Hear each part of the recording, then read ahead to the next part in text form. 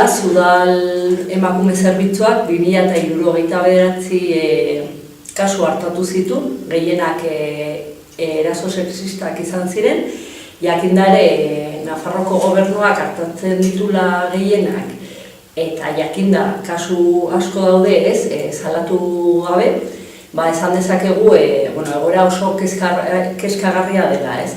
Datu hauek ikusita, argi ikusten da, instituzioetatik egiten den lana oso eskaza dela ez. Orduan horregatik erabaki genuen mozio bat aurkeztea.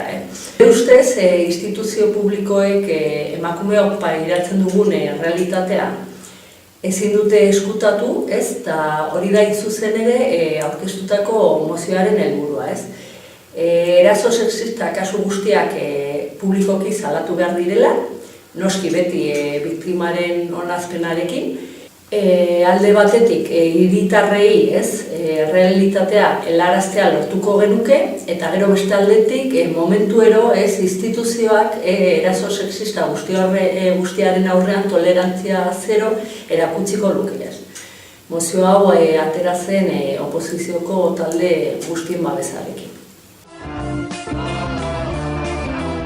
Aurkeztutako beste mozio bat jaietarako mailaren inguruan izan zen.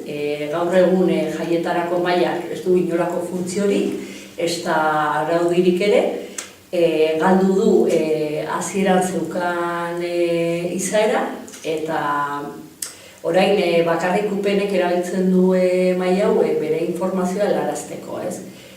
Lehengo benetako izaera esan dudan bezala galdu duela eta non iritzia eta erabakiak hartu altziren. Adibide argiena izan da egindako azken maila, horretan bakarrik programa itxia aurkeztu zen eta zonalde laranja jarriko zutela iragarri zuten.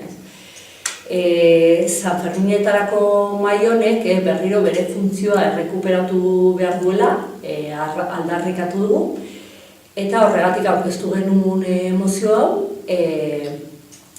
Mozio honetan eskatu genuena zen eztabaida parte hartzea irekitzea, pizkat zehazteko zeintzuk izan behar diren mahai honen funtzioak